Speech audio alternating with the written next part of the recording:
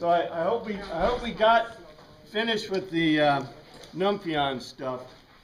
You know, it's pretty interesting how when you dig into the Greek, you get some, let's just say, I don't know, some real appreciation for the culture and the times of what's going on. So the words for the day. What is behold in Greek? I don't want to look it up. Come on. Behold. It's not quite behold. I was just wondering, figure out whether it's consistent every time they said it. Is it the same Greek word? No, in fact, I'll point it out to you when we see it next time. Let's see. I got a selection here. M-A-S-T, not going to work. S-T, this is a good one. I-G-A-S, mastics. What this word means is literally a whip, and I think I've used this word the day before, a flagellum for criminals. And they like to say figuratively of a disease, but remember, they don't know what a disease is. No one in the ancient times knows what a disease is. That's a modern day thing. Think of Louis Pasteur. Remember Louis? Right? 1700s, 1800s. That's when we knew what diseases were caused by. There's no such thing as disease until the Christian era. And this is really, right in the beginning of the pre-Christian era.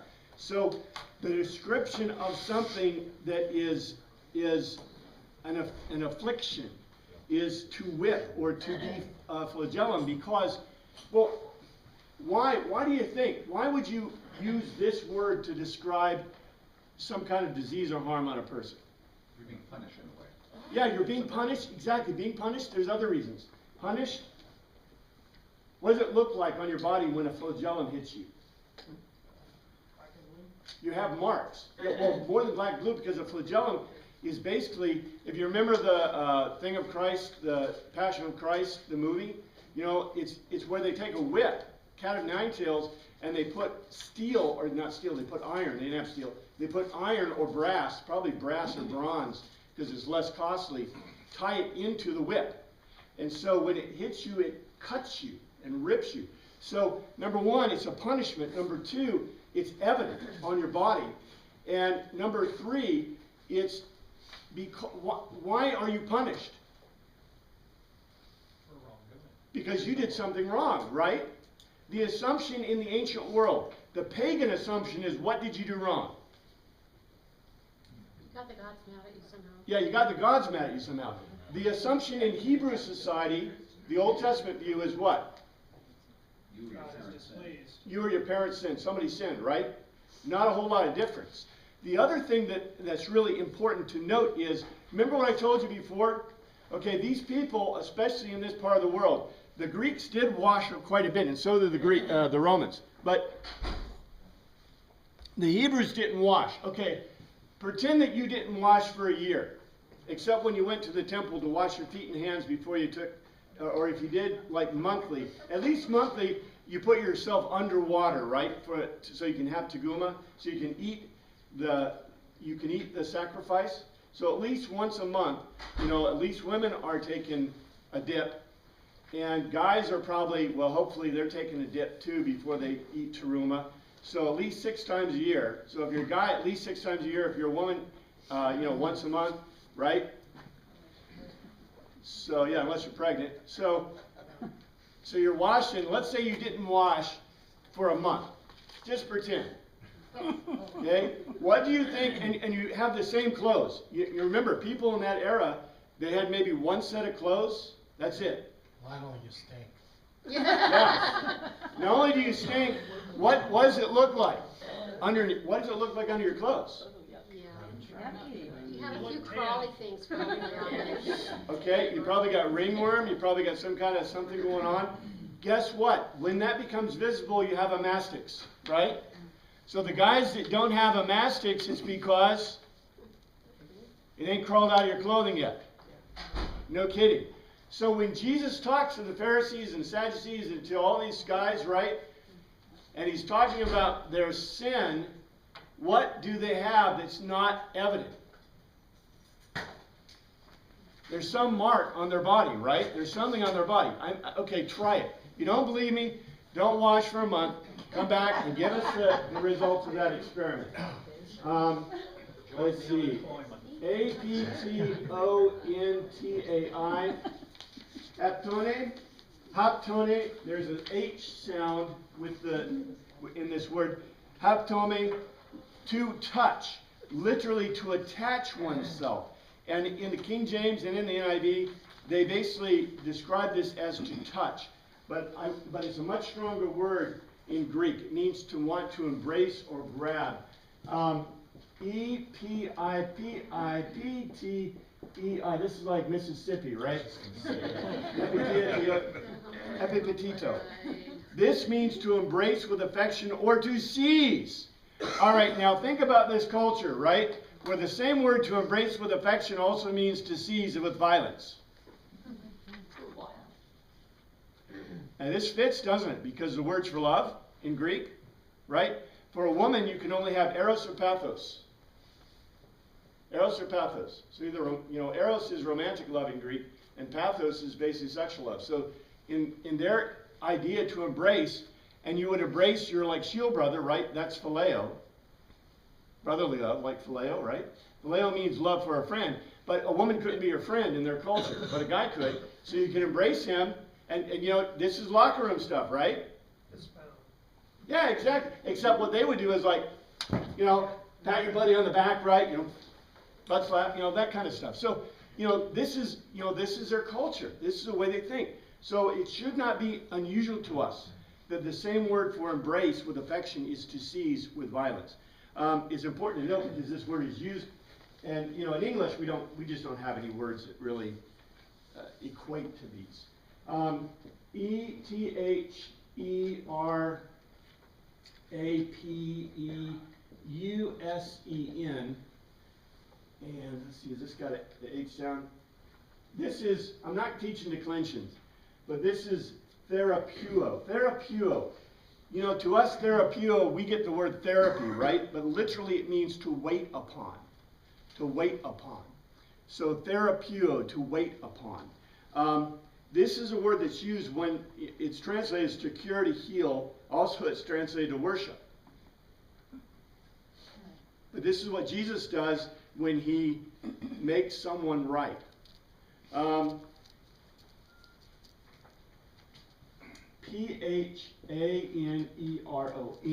Phaneron, phaneros. Phaneros means to literally shine, to shine. And, in the Greek, remember Greek is very concrete.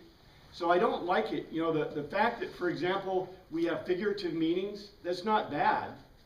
But yet, what do you think a Greek person does? When you say something like phaneros to them, do you think they latch on to the figurative meaning first or the literal meaning first? Even within the context, what would you, if you were Greek, literal. The Greeks do that. They will grab to the literal first. Now, what do we do in our culture?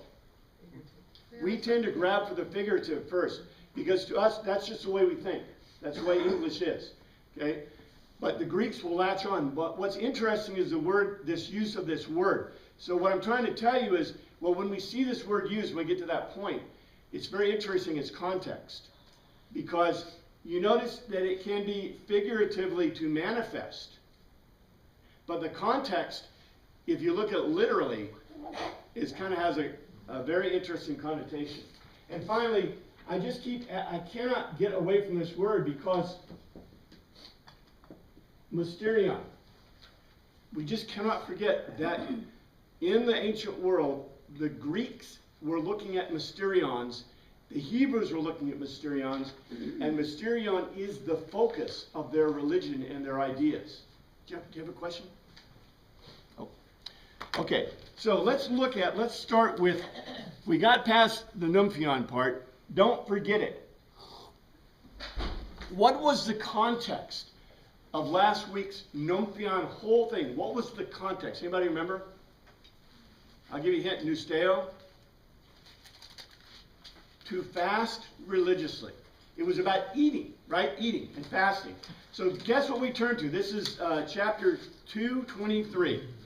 So one Shabbat, Jesus was going through the grain fields, and his disciples walked along. They began to pick some grains, heads of grain. Okay. Is this separated from the previous? No, not at all. Like I said before, these are logos to telos. So it's a logical argument. And the logical argument about eating, fasting, is still continuing. Because number one, this is very interesting. Do you fast on Shabbat? No, you don't. You don't. You feast. On Shabbat, you feast. So, it is not allowed, however, to pick grain on Shabbat except to prevent starvation or harm. I can always, on Shabbat, I can break any Shabbat rules to prevent harm or hurt or harm. So starvation or harm. Isn't that kind of subjective, though? Oh, it's very subjective. This is interesting, though. Watch what happens, because remember, these are logos to telos. We want to see them as stories, anecdotes, right? This is an anecdote. And Jesus like, no, this is a logos to telos. So before, the whole point was fasting. Now it is changed from fasting to eating. Yes, sir. Maybe you're going to get to this, but the Pharisees are claiming that they're breaking religious law. But aren't they, the grain fields don't belong to them. Aren't they stealing grain from the farmers? Well, remember, they're allowed to take the leavings from the field. Well, but if they're still plucking the heads, to me, they're walking through the grain field. It hasn't been harvested yet. You don't carry it off. This is a true statement. And I don't disagree with that. However, we don't have a context that says they are. So these could be grain fields that belong to the disciples. That's a stretch. They're rich guys. We're going to, when we get, hopefully we'll get, because I listed the disciples, we'll talk about them.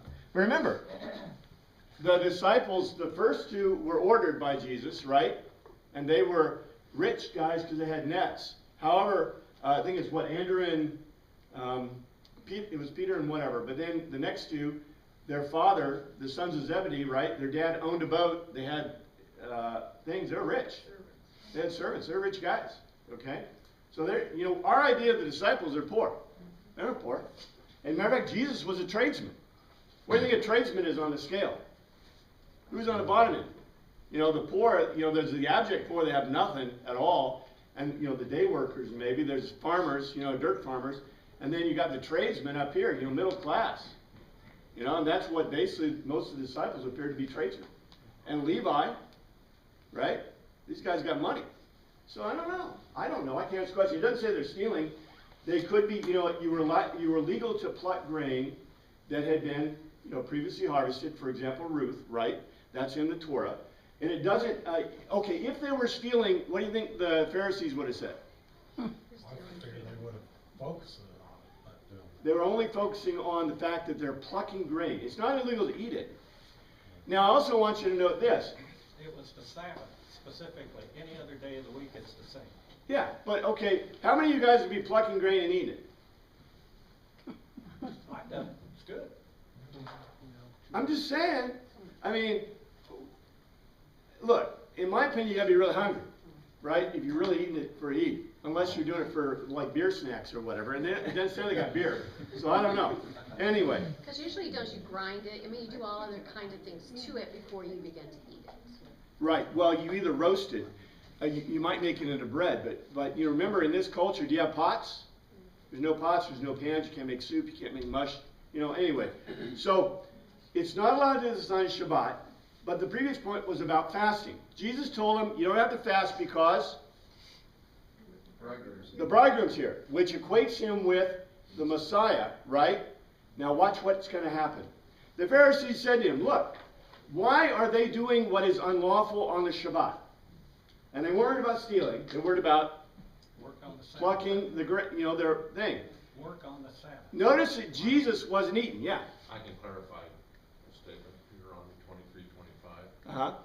says, if you enter your neighbor's grain field, you may pick kernels with your hands, but you must not put a sickle to a standing grain. Wow, very good, very good. I didn't know that, thank you. Tell us again where that's from? You can pick the heads, but you can't harvest. You can't say. Very good, You don't carry. So you can take a little, not a lot. yeah, yeah. You can have beer snacks. Yeah. And remember, if you bring the beer, he'd probably say, hey, come on, right? No, but what's interesting is note, Jesus isn't breaking the law. Jesus isn't taking beer snacks, right? It's work on the Sabbath. He's not taking it, okay? Based on the previous statement, Jesus told them there's no reason to fast because the bridegroom is here, and so therefore they are not fasting, and yet they are apparently breaking the law on the Shabbat because the law is you're not supposed to do work. But this is what Jesus answered.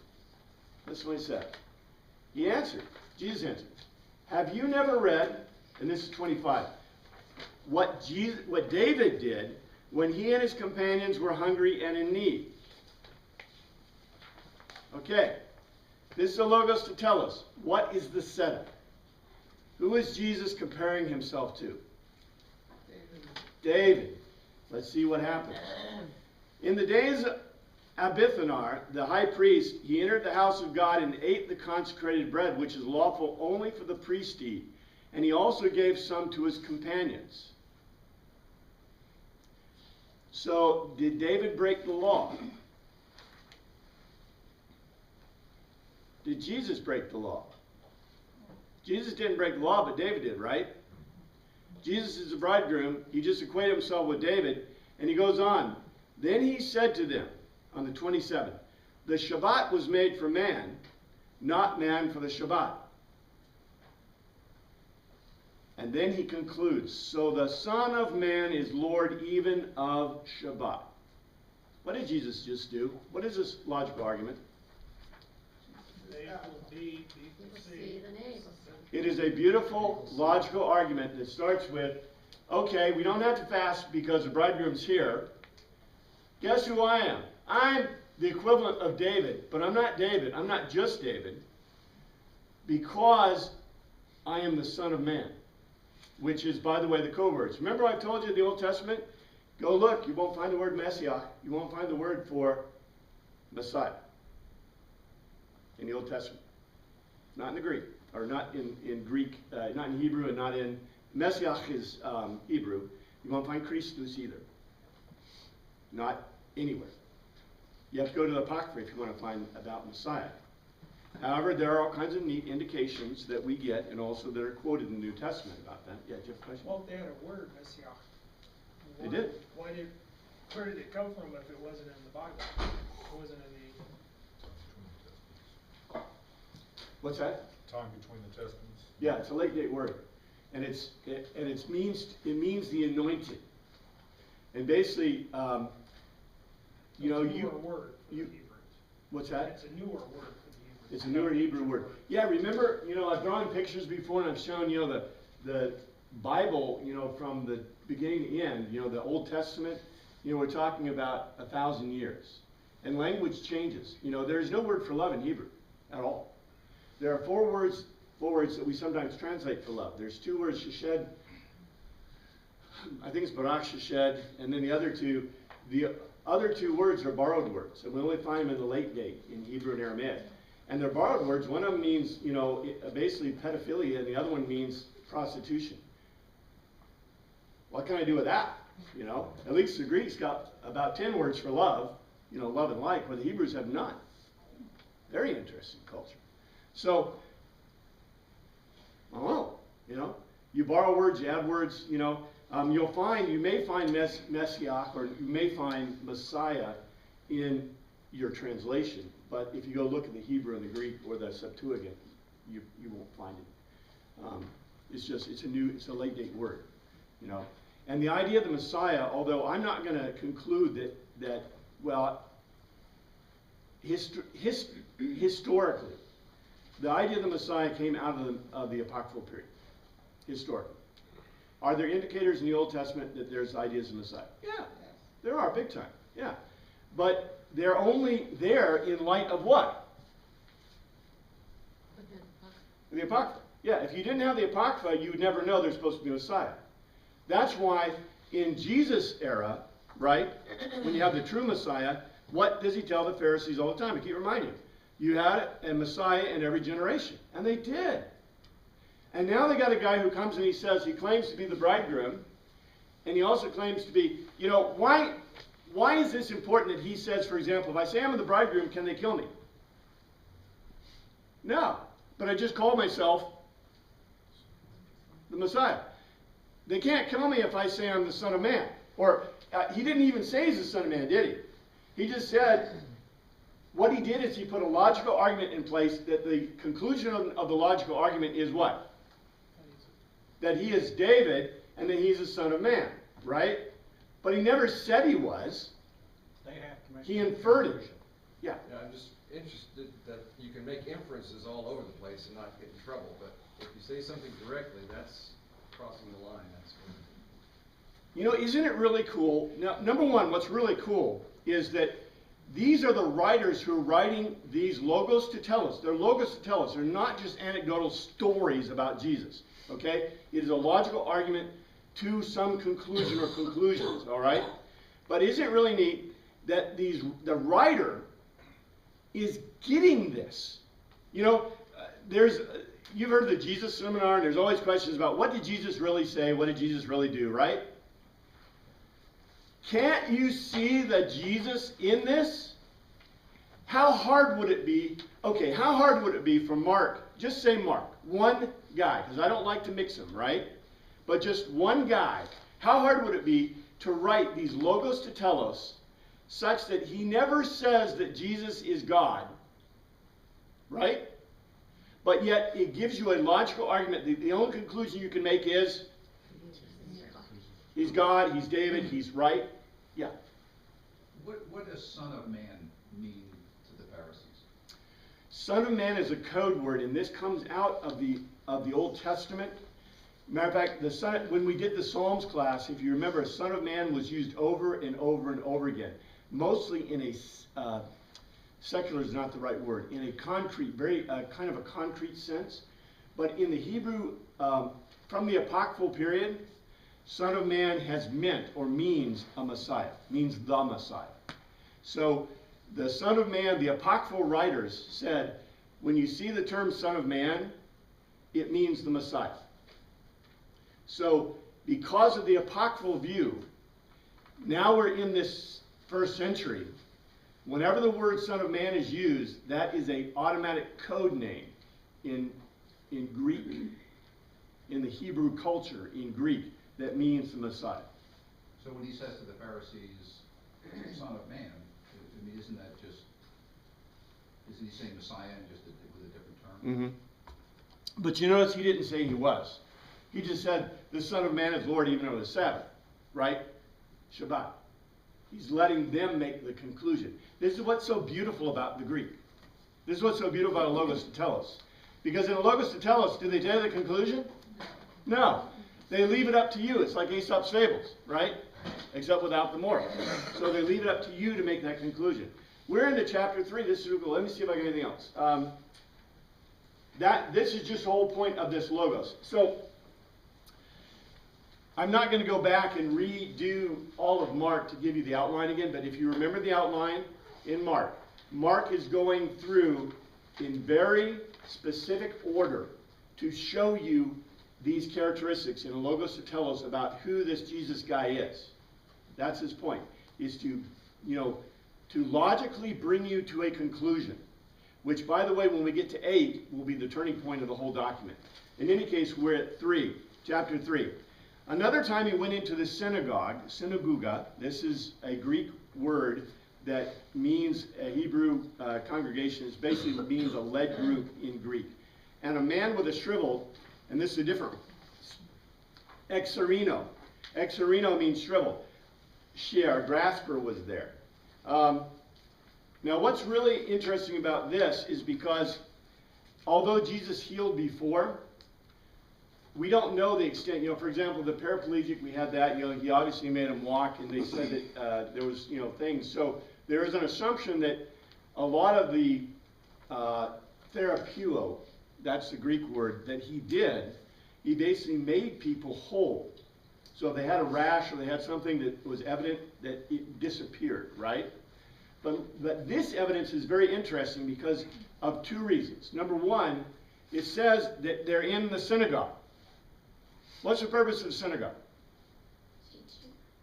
Teaching and worship, but not sacrifice.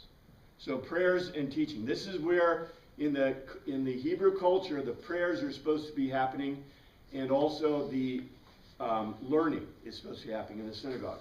So he's in a synagogue, and let's see, does it say when? Not yet. And this guy's a shrill hand. So some of them were looking for a reason to accuse. Literally, kategoreo, to charge before the people in the marketplace, which I think is really interesting. Okay, remember in the ancient world, are there police? Nope. So how does an accusation go down in the ancient world, in the Hebrew world, ancient world, Greek world? You bring them before the people. That's right, you bring them before the people. And usually in the Hebrew society, they bring them before the synagogue. Because the synagogue has the leaders of the community, right? You had to have, I think, 10 men. Is it 10 men? 5 men to have a synagogue. It's the leaders of the community are supposed to be the guys that run the synagogue. You have the rabbi, so you have the leadership. And what's interesting, though, in the Greek, and this is where we get the Greek, because if this were Hebrew, a Hebrew thing, they would have said, bring them before the people in the synagogue. But the Greek word is kategoro, which means bring them before the people, accuse them before the marketplace. So what you did in Greek culture is you brought them up. Now in Hebrew you had to have at least 2 witnesses. We don't know the exact law, legality in the Greek world, although we do have the trial. If you read my book, The Second Mission, it has a trial of Socrates in it. So you see they had multiple accusers. So I doubt that even in Greek culture, especially because they're very logos-based culture, that you could get away with a single accuser. In Hebrew, you had to have at least two accusers. So anyway, some of them were looking for a reason to accuse Jesus, to charge him before the people in the marketplace. So they watched him closely to see if he would therapeuo, wait on menially. Therapeuo means wait on menially, him on the Shabbat. So it's the Sabbath. So when they're in a synagogue, it's the Shabbat, and there's a guy with a shriveled hand, and so Jesus is there. Jesus said to the man with a shriveled hand, stand up in front of everyone. Does anybody see an irony here? They want to do what? Bring Jesus in front of the synagogue. And what did Jesus just do? He just put himself in front of the synagogue with this guy. He basically took this guy and goes, okay, come on, right? It's an irony, beautiful irony. Then Jesus asked him, which is lawful on Shabbat, to do good or evil? To save life or to kill? You know the answer? What's the Mishnah say? It doesn't say in the Torah. It says in the Mishnah. What's the Mishnah say? You may do good, save life. The Torah says you can pull somebody out of a well, you can pull an animal out of a well. The ruling of the Mishnah is you may heal, you can break fast, you can help feed a person, you can even sickle your grain if you need the food to eat, to prevent starvation. You can hunt. You can do whatever you need to do to save life. That's the answer. Why is this such an interesting question?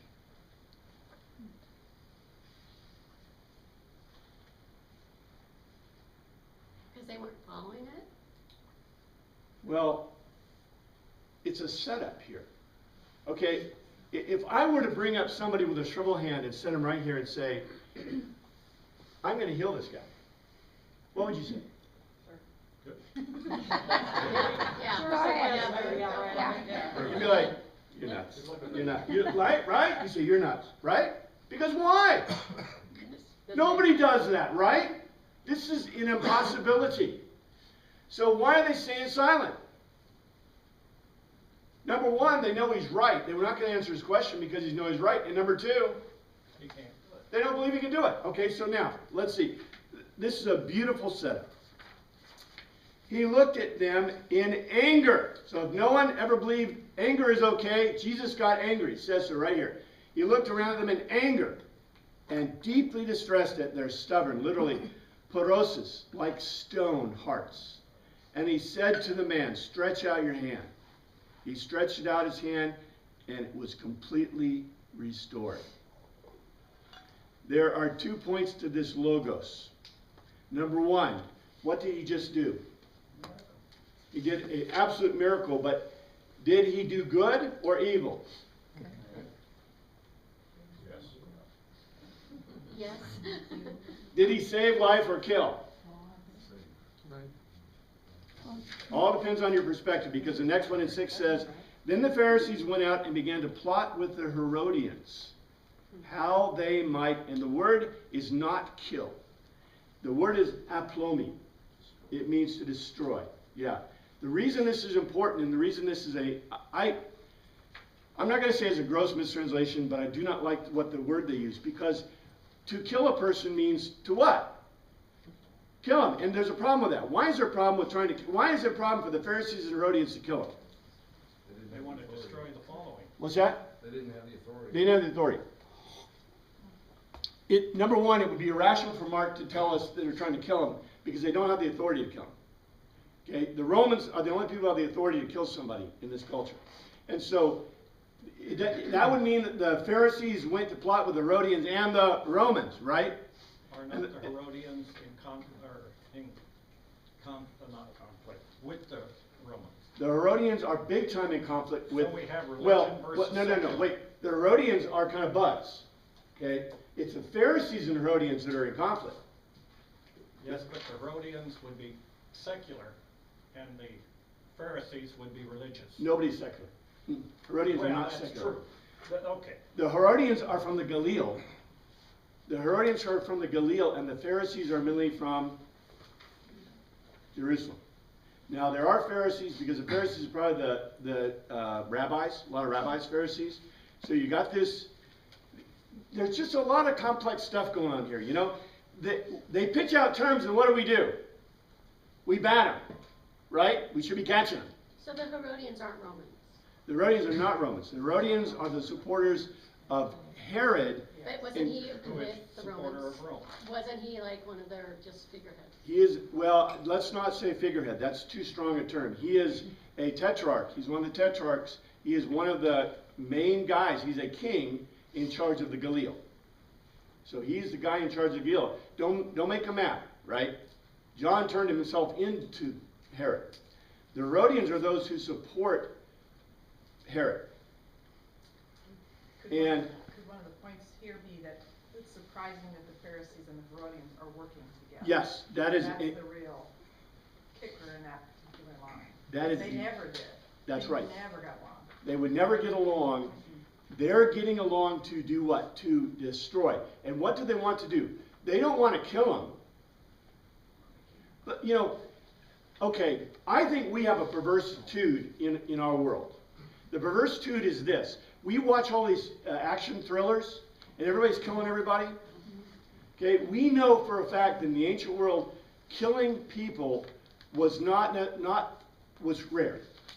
People did not usually kill people. For some reason, they felt bad about it. In our culture, we've been watching all these action flicks about killing people, and we got some pretty good ways of croaking folks. So, you know, killing is like, you know, how do you solve your problems? Ask a 3-year-old. Kill him, right? That would not come across the mind of the people in the ancient world, I don't think. You know, yeah, if you're Roman and you have the power and the ability and somebody was really bothering you, you killed criminals, right? But even the Romans didn't kill their political enemies. What did they do with them? They put them in prison, or they put them on the Rowan, or they made them slaves, right? I mean, you don't kill them because they could be worthwhile, right? So, I don't know. I think we have a very interesting view. And by the way, this tells us something about the King James period too, doesn't it? And the NIV period. Well, the King James period especially.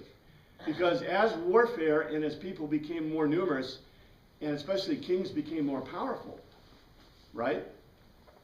It became more easy to kill your enemies. And What so does destroy mean then in this context? it means, in the Greek sense, it means to make them ineffective. Make them unable to continue. So for example, if I brought you up for accusations in the marketplace and like Hester Prynne. I put the scarlet A on you, right? There's no way that you're going to be able to, act in that culture anymore. This is a typical way of doing things in the ancient world, right? If I, what's the word? Shaming. If I shame you, your disciples will leave and everybody just says, you're a fake. So you're right? talking about discrediting. Yeah, discrediting is probably a better word. Destroy is used, the aplomai, did I have it in here? Yeah. To perish, to lose, even to destroy may be too strong a tense, but that is a correct translation of the word, I think. Yeah. The only thing I was gonna say was, maybe they didn't wanna kill him, but they may not have been upset if someone else did, kinda like John. Yeah, They didn't have to, they were mad at John, but, they let Herod behead him. well, no, here's the thing. Did Herod want to behead John? No. No way, no way. The only reason he did was because he got tricked into it and he promised. And, in the ancient world, when you promised a promise, it was a promise, right? Today it's like, whoa, yeah, I promised to marry you, but sorry, it's out, I was gonna say, I think that this society was an Eastern thinker, so that saving face was extremely important, and it isn't to us too much. We don't understand saving face to go to the street, but I think that they did. That is correct. The Greeks are an Oriental culture. The Romans are not. The Hebrews are an Oriental culture. The Romans are not. So this should color our thinking a lot. The Greeks became a non-Oriental culture after Christianity. They became a Western culture. So, yeah. I think it's very similar to what we do today. Politically, they will try and destroy someone, discredit someone so they can't run for president or Bingo. or something. They'll do the same thing. They don't go out and kill. Yes. Well, yeah, except I think they're much more sophisticated. We're kind of, weird. We're not very sophisticated. I think the Greeks and the Hebrews are very sophisticated. They are so sophisticated that look at what Jesus is using. How far would these logos tetelos go on TV? I mean, we can't even understand them and we're reading them, right? And yet, you put this on TV and people are going, because they don't have the intellectual ability. But yet, these people in this time, it's obvious that the Pharisees and the Herodians got it, right? They got it. Or else they wouldn't have been so upset.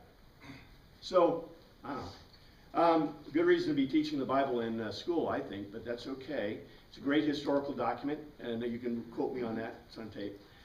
Jesus' review in Jesus withdrew, and it's Anakoro. He retired with his disciples to the sea, and a large crowd from Galilee followed. And I got a map. I didn't give you a map on your thing, but I'll talk about some places. But here's a map. Did I skip 8? Or I did 8. No, yeah, I skipped 8. When they heard all he was doing, many people came to him from Judea, Jerusalem, Idumea, and the regions across Jordan and around Tyre and Sidon. What that means is they came from the whole event. Because you got Jerusalem down here, Idumea down here, that's where Herod came from, by the way.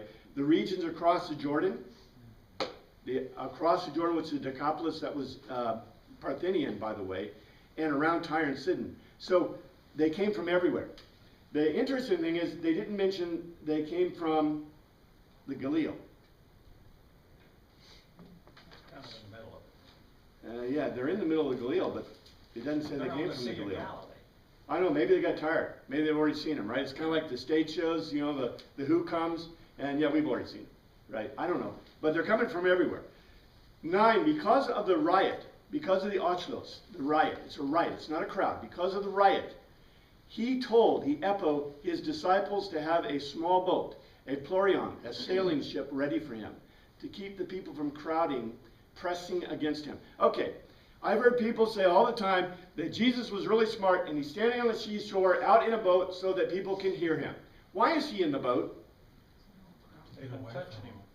Huh? To get away from. To get away, okay? Because remember, these people are mastics, right? They were caicos, they're worthless. You know, I don't know what you would feel like, but okay, every person that's ill, sick, and needs help is coming to you from every region around here. And it's like you're looking at a hospital crowd, right? And they're coming at you. And Jesus is supposed to be God, and he knows what causes disease. Of course, I don't know, maybe he's protected from it, but these guys are coming to him. Lepers, you know, people with these diseases and yucky things, and, you know, drippy, it's horrible. You know, I don't know if you know anything about the third world and diseases in the third world. It can be pretty bad stuff, right? So these people are coming to him, and they think he's going to help them. Well, they don't know about heal, but he's going to therapeuo them. He's going to literally wait upon them. Now, you know, I'm going to point this out. The Christian thing, because Christians were the ones who first invented hospitals, because they did what? They therapeuoed people in Asclepions. So in the Asclepions, no one would take care of it. The priests and priestesses of the Asclepion did what? They made sure the doors were locked at night, maybe, right? That's it. It was like, okay, come bring them in, you know, that's it. But the Christians would do what? They even did we know the early church met in Asclepions. So these people around them that are ill and sick, and they would therapeuo. And the big deal about this is, okay, these people that are coming to Jesus, how many people therapeuoed them? Nobody. That's the point. Because why? Why did no one wait on them? Because they were cursed. Because they were cursed by the gods, or cursed by the God, right? In their viewpoint. This is their viewpoint, culturally. So, Jesus, they expect Jesus to be the first person to what? Listen to them. To talk to them. You know, here we have, who knows? You know, the kid who was abused, and, you know, out on the street, and, you know, has some kind of horrible disease because, you know, whatever, right? Is coming to Jesus because no one else will do what? Talk to him, look at him, right? They may pitch him a coin every now and then, or a piece of bread, but that's it. But there's a guy who will listen to me. And this is how the early church, by the way, made their mark on the world. Because, you know, I don't disbelieve that there were miraculous healings, but the fact that someone would actually cleanse your wounds, would wash down your head with a fever, right? Put a cold compress on you, right? A little kid who's dying of some kind of horrible virus or disease or measles, right? And there's a person there who actually puts a blanket on them, right? Therapeuo. Therapeuo. And so Jesus is there. Jesus ain't dumb. He knows that if these guys, okay, he's backed against a lake. You ain't going to be baptizing all these folks, okay? Anyway, in 10, for he had therapeuo, waited upon menially, physically, literally, physically touched, many, so that those with mastics, whipped, diseased and evil, potentially criminals, were pushing forward, epipito. They were grabbing him. They were grabbing him to haptomai, to attach themselves to him. In other words, they wanted to hug him. You know, in the English, we get this, oh, they want to touch Jesus, right? No, these people want Jesus. They want to hug him. They want to love him. You know, in their culture, you have no context of love, right? There's a person who will let them touch them. There's a person who will wait on them, who will talk to them. You know, we miss this point because, you know, I see it all the time because, you know, I'm kind of studying the Japanese culture. In Japanese culture, you know, do you hug your kids? Nope. You don't even hug your girlfriend. I mean, hugging your girlfriend is like almost like a sexual activity, you know, in their viewpoint of the world. Kissing a person in public is considered, you know, something you don't do, right? Hugging your child in that culture is not considered normative, right? And, you know, that's one of the huge theme points, turn points in a lot of their writing. So here we have a similar culture. A similar culture. Okay? A very similar culture.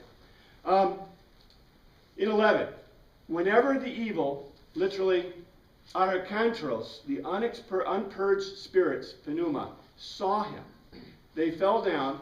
So he was safer with the unclean spirits, right? Prospito, they prostrated themselves before him and cried out, Krezo, you are the huios of Theos. You are the Son of God. Huios of Theos. That comes back to the question, the Son of God. The Son, actually, we talk about the Son of Man.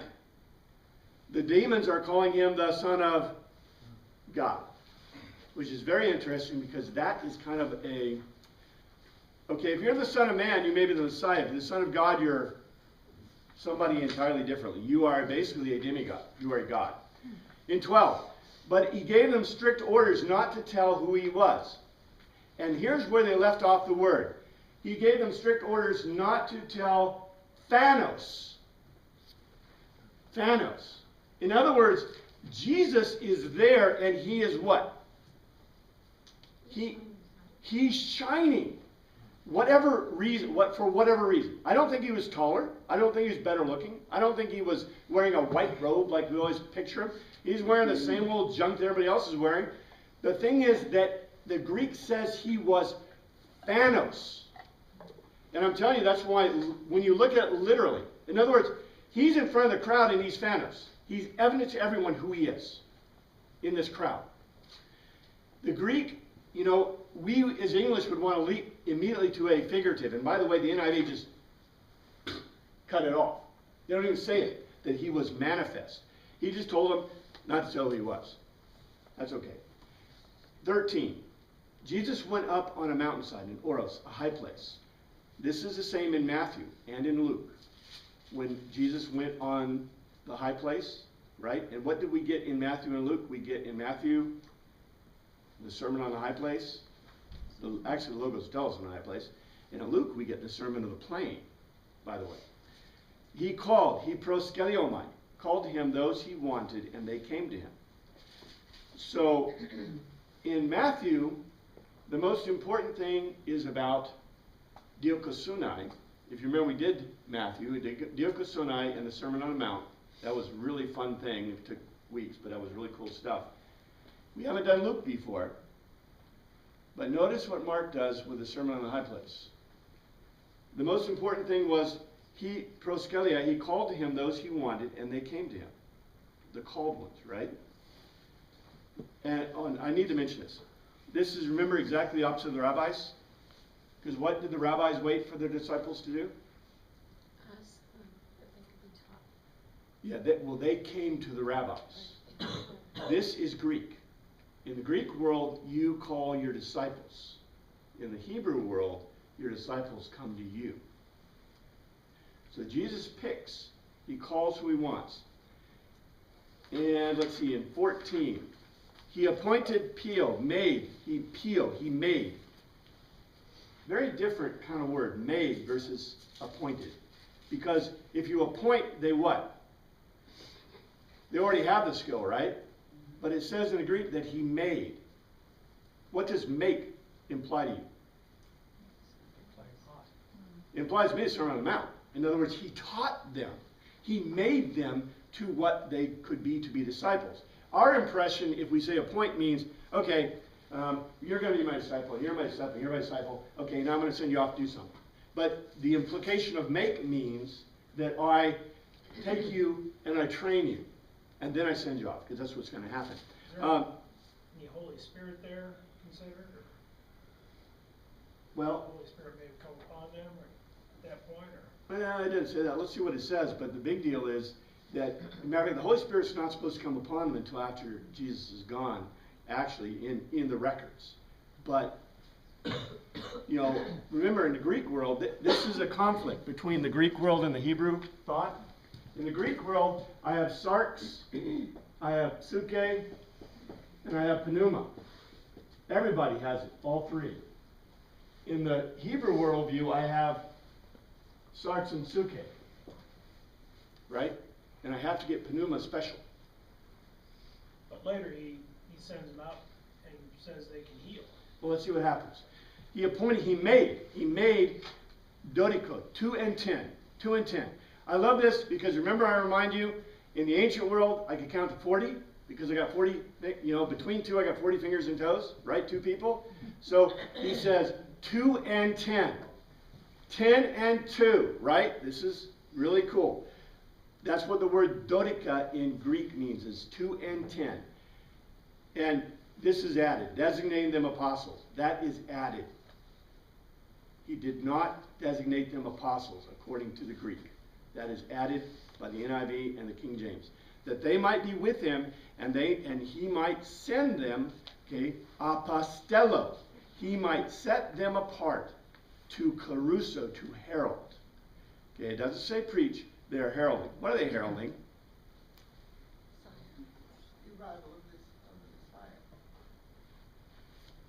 The coming of the kingdom of God. Remember at the very beginning, go back to the beginning of Mark. I think I may have quoted it in here. I got it someplace else. If you go back, I think it's verse 4 in chapter 1, where it says specifically what the herald is. The herald is the coming of the kingdom of God. And Jesus repeats it. In fact, I think it's when it talks about John the Baptist and Jesus coming to replace John the Baptist basically in Galilee. And the thing is, that is what they're heralding. They're not preaching just anything. They're heralding, and the thing they're heralding is that, the message of Jesus that he's sending them. And it's really interesting that the NIV and the King James want to designate them apostles, but the Greek doesn't. So who are you going to believe? 15, to have authority, exousia, authority, to, and this is missing, to therapeuo, nosos, literally, to wait upon maladies, moral and physical. This is the first time they use the word nosos. Nosos means maladies, moral and physical.